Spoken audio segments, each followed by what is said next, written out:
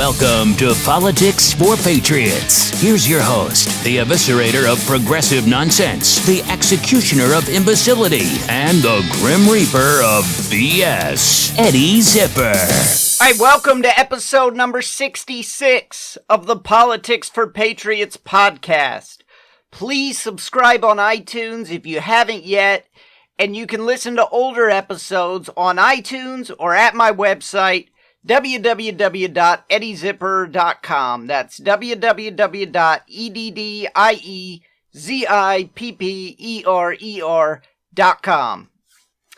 All right. If history judged presidents by their ability to govern without causing any controversy, the two greatest presidents of all time would be Grover Cleveland and Grover Cleveland. Because Grover Cleveland is two presidents, you know? He was the 22nd, and he was the 24th president of the United States. If we all loved presidents who stayed in their office doing paperwork, Mount Rushmore would just be a Grover Cleveland face on one side, and then on the other side, a slightly older Grover Cleveland face. And maybe they'd put a Benjamin Harrison face in between on the mountain, just to make sure that the two Clevelands weren't consecutive. Right? If history judged presidents by their ability to govern without causing any controversy, you could take the family on a vacation to Washington, D.C., which of course we wouldn't call Washington, D.C., we would call it Monroe, D.C. So you could take a family vacation to Monroe, D.C. to admire the Rutherford B. Hayes Memorial. And you could say, gather around, kids. I want you to remember Rutherford B. Hayes. What a fine temperament he had. He appointed cabinet members from both parties, and his wife invented the White House Easter egg roll. And that's why they built a gigantic stone monument to remember Rutherford B. Hayes. And your kids would say, oh, is Hayes the president on the $1 bill? And you'd say, no, little Jimmy. You're thinking of James Garfield. You know what every one of those presidents I just mentioned had in common? Cleveland, Monroe, Hayes, Garfield. Well, it's not really fair to include Garfield because he was shot so early in his presidency and then he lingered for a couple months and then he died. But you know what those presidents had in common? No political cartoonist ever mocked them by drawing them as a king. Jackson, Lincoln, both Roosevelts, lots of other presidents, they drew those guys as kings. They didn't ever draw Grover Cleveland, as far as I know. I didn't look it up. But I'm sure nobody drew Grover Cleveland as a king. If they did, it really must have been one hell of a slow news week. The truth of the matter is, oftentimes, throughout American history, weak and indecisive executives have caused the most problems. I'm here to help you with your history report. Just as Alexander Hamilton foretold in Federalist number 70. It wasn't Abraham Lincoln who presided over the Union while it was crumbling and headed for division. Relatively obscure presidents were responsible for that. Fillmore, Pierce, Buchanan. Those are the guys responsible for that. Because they were indecisive. Because they wanted to avoid controversy more than they wanted to make big, important decisions. More than they wanted to take action. Alexander Hamilton wrote in Federalist number 70, a feeble executive implies a feeble execution of the government. A feeble execution is but another phrase for a bad execution. And a government ill executed, whatever it may be in theory, must be in practice a bad government. So avoiding controversies the way your Fillmores and your Pierces and your Buchanans did is like, it's like not going to the doctor because you're afraid of what the diagnosis will be. All right, and to be honest, I stole that metaphor from Hamlet. Like the owner of a foul disease, to keep it from divulging, let it feed, even on the pith of life. Okay, that's what it's like to be a feeble executive. I go to Barnes & Noble and look at the presidential biographies section. They have a big section just filled with presidential biographies. You know how many you're going to find on Cleveland, Monroe, Hayes, Garfield, Fillmore, Pierce, and Buchanan? Not very many. I guarantee you there will be more on Theodore Roosevelt than on all those other presidents I just named combined. Because energetic executives are the ones that matter. So Hamilton insists in Federalist number 70 that we need an energetic executive. Which brings me to what this show is all about this week.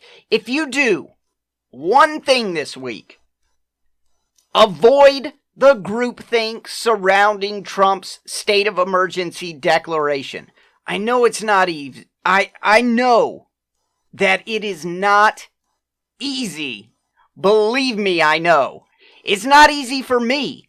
A lot of smart people whom I really admire and I really care what they think are against it.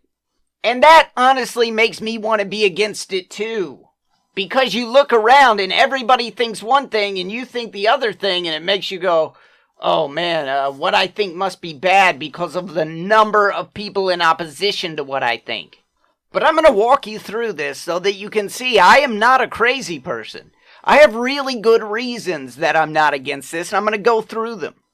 All right, so the criticism of Trump's decision to declare a national emergency at the border in order to fund his border wall, the criticism ranges from the really good conservative criticism that it sets a bad precedent for future presidents, all the way to the progressive anti-Trump meltdown arguments that it's a grossly illegal executive usurpation of Article 1 of the Constitution. I'm going to start with the conservative argument that it sets a bad precedent, because I think that that's the only good argument. The other one, the ones coming from progressives, I think they're pretty dumb, so I'm going to do them last. All right, the first one I'm going to start with because it's a smart and legitimate criticism, and I personally am also nauseated over the thought of future presidents declaring national emergencies. Having said that, however, that is not enough for me. I'm not going to be against the entire plan for that reason, because I believe that limitations on the powers of each branch of government come from the Constitution and the laws. When a political actor, the president, Congress, whoever it is, when a political actor is limited by precedent, they're not limited at all. That limitation is an illusion. It's like trying to tie up a lion with some dental floss. You're going to feel safe until he pounces. If you are a political actor breaking precedent but staying within your powers in order to carry out your agenda, is not wrong or illegal or unconstitutional or bad. It's just shrewd. History proves that. All right, you ready? Strong presidents use every single tool at their disposal. And here's a really good example of this. When Andrew Jackson became president, it was a lot like when Donald Trump became president. The establishment swamp hated him. And I've done entire episodes on how much the establishment at the time hated Andrew Jackson. All right, they had Jackson derangement syndrome. Jackson derangement syndrome was a very real thing at the time. An entire political party sprung up just to be anti-Jackson. Okay, they were called the Whigs, named after the British opposition party to absolute monarchy because Andrew Jackson was a monarchist. All right, so here's the big, supposedly unconstitutional, super controversial thing that Andrew Jackson did. He used the veto power however he wanted. Very scary stuff. It's like Freddy's fingernails and Jason's mask rolled into one. But that's what he did. He used the veto power not just for striking down an unconstitutional law passed by Congress. He used it just because he had ideological differences with the laws that they passed. Andrew Jackson used the veto power 12 times. That was a big deal at the time. That was more times than every single president before him combined. But it was completely within his power. Read the presentment clause in the Constitution. Every law which shall have passed the House of Representatives and the Senate shall, before it become a law, be presented to the President of the United States. If he approve, he shall sign it. But if not, he shall return it with his objections to that House in which it shall have originated. The Constitution doesn't list a criteria for what those objections can be. The president can object for any reason he wants. Later, FDR would use the veto power 635 times. All right, but Andrew Jackson, oh my gosh, let's draw him like a king because he used it 12 times, more than every president before him combined. The only thing stopping the first 6 presidents from using the veto power in the same way was the dental floss, the illusory limitation of precedent. It was simply poor manners to use the veto that way, so nobody did it. In other words, it wasn't in the Constitution. It wasn't a law that he couldn't use the veto that way. It was simply a swamp rule. And Washington is full of swamp rules. They call them norms.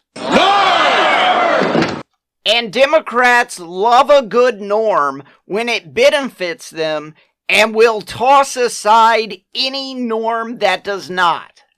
So the Whigs got to have a big meltdown, and the media got to draw political cartoons where Jackson is a king with a veto clutched in his hand, King Andrew I. That's what the famous cartoon of Andrew Jackson dressed like a king, that's what the cartoon is called. But all Jackson did was exercise the power differently than the presidents before him, and was completely within the limitations of the power. Okay? There is a case-by-case check on that power. There is a case-by-case check on the veto power. The Congress can overrule a veto. They can override it with 2/3 in both houses. There's a permanent check on using the veto that way. You can invoke Article 5 and amend the Constitution and create a criteria that presidents have to use in order to exercise the veto power. We are up to here with checks and balances. There are constitutional checks on Trump's national emergency power. Case-by-case check, pass a resolution of disapproval. If Trump vetoes the resolution of disapproval, Congress can override the veto.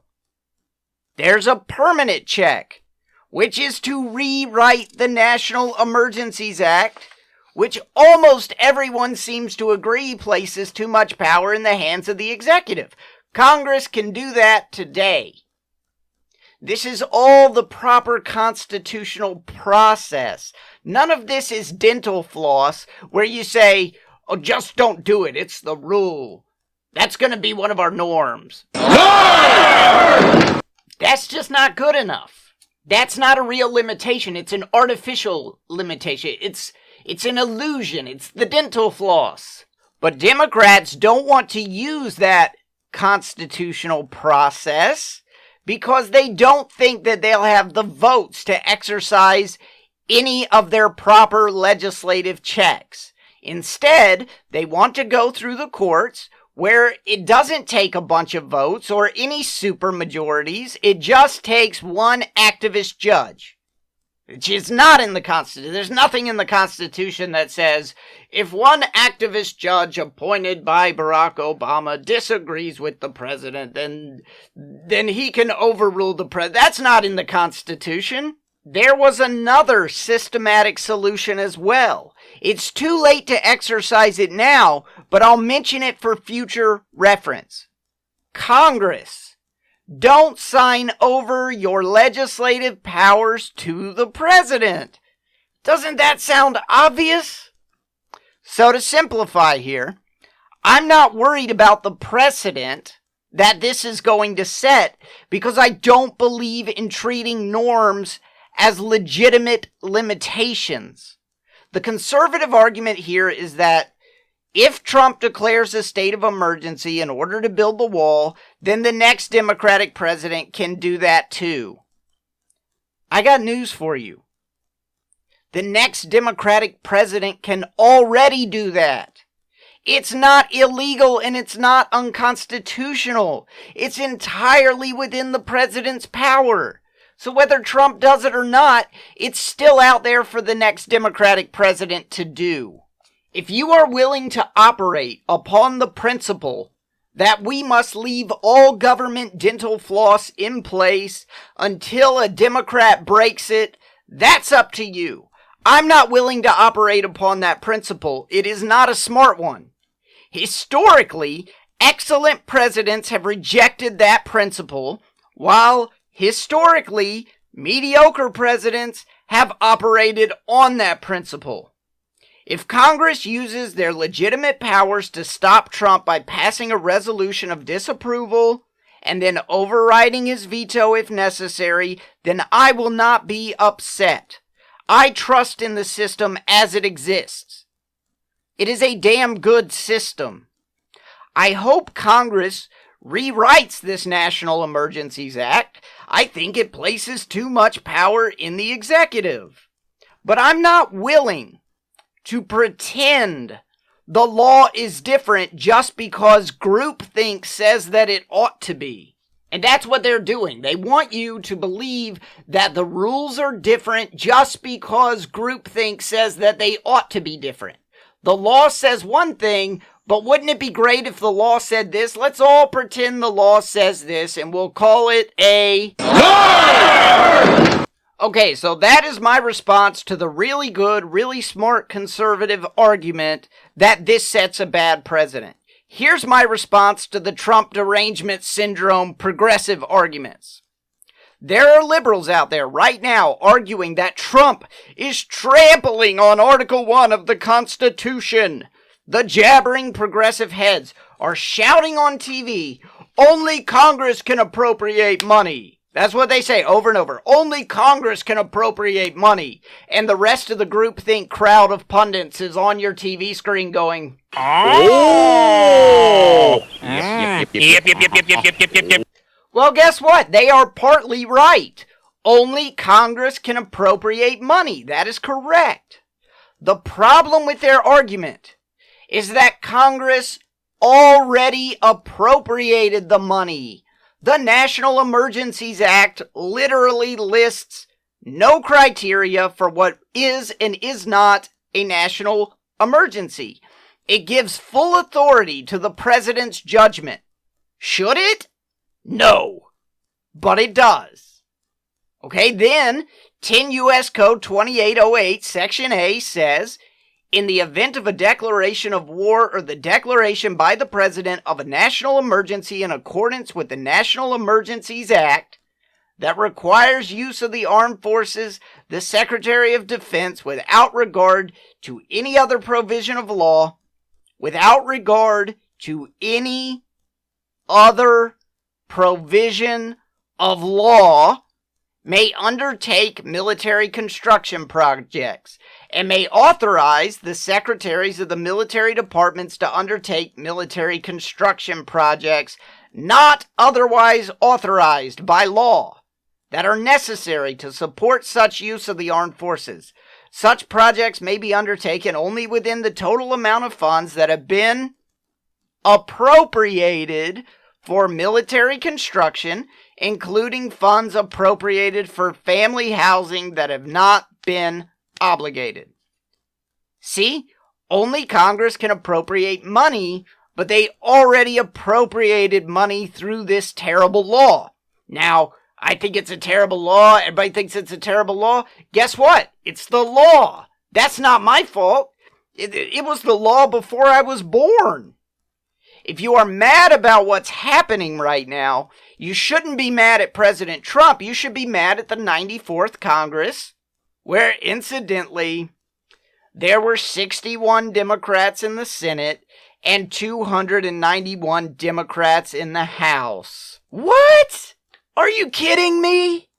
It was giant majorities of Democrats who signed all this legislative branch power over to the president? I am shocked. Shocked. Well, not that shocked. This is not a good law, but it is the law. And guess what? It's the law because giant majorities of Democrats made it the law. And believe me, they know it's the law. Use the Doppler effect, and you can see that what Trump has done is both legal and constitutional. Is the House of Representatives impeaching Trump for this move as we speak? No. If it were actually unconstitutional, they could impeach him. But they aren't going to because it's not anywhere near unconstitutional. It's not even illegal. By the way, that's yet another one of the checks on all of this, by the way. The House of Representatives can impeach the president with a simple majority. Guess what? There's a Democratic majority in the House. Every minute they aren't impeaching Trump, you can be certain that he is not doing anything unconstitutional. Because if he was, they'd be impeaching him. Another Democrat talking point is that there is no emergency at the border. This is just a thing that Trump made up. Even though there are millions of people here in the United States illegally, Trump made this emergency up. It's not real.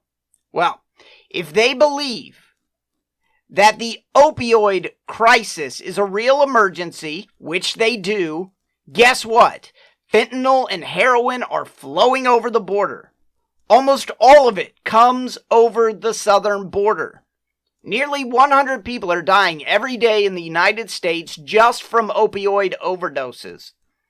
Other issues, crimes committed by people who are here illegally, MS-13, human smuggling, sex trafficking, inflated numbers of representatives. Oh, I wish I had time to talk about that one. That one is a whole show in and of itself.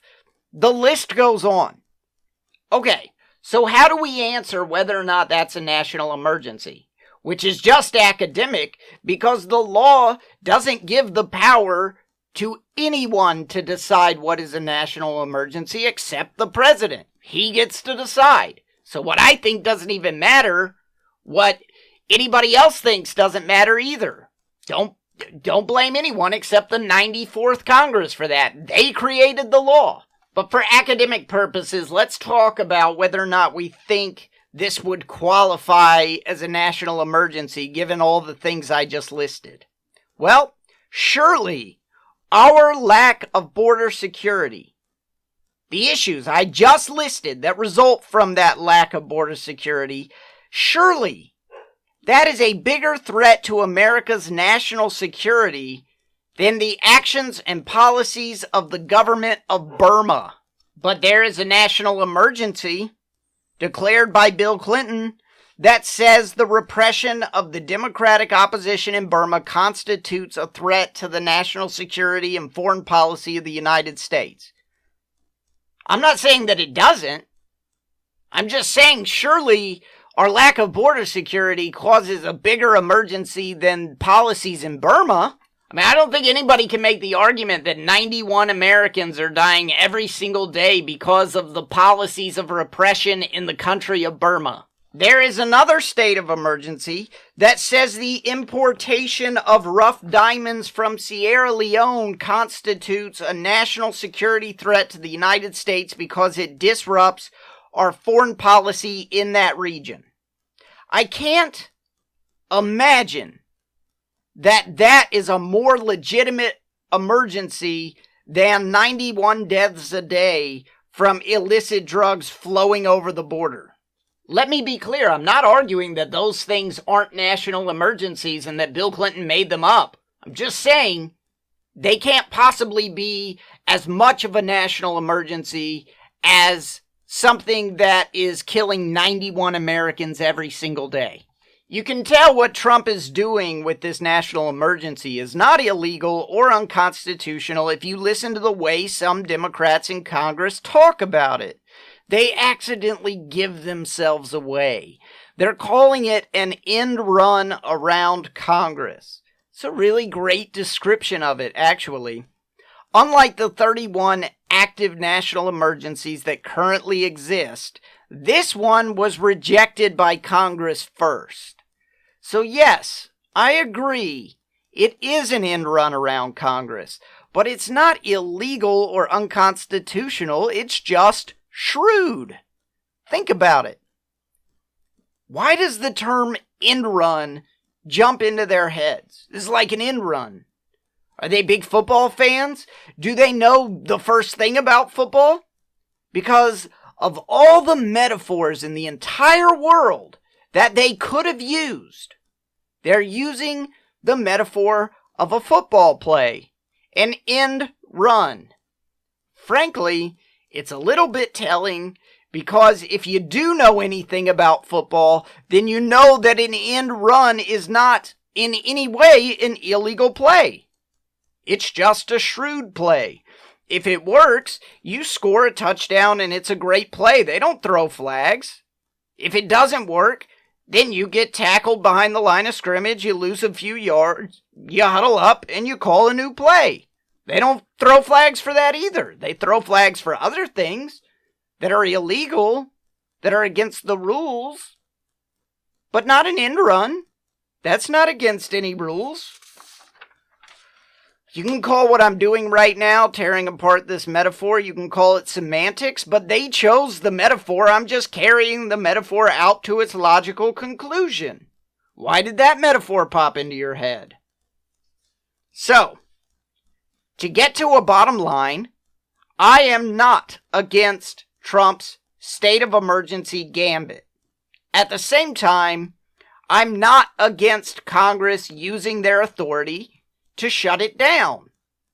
I am also for Congress passing a bill to at least define the emergency power of the president. What is a state of emergency and what is not? Why don't you pass a law and define it yourself? At the very least.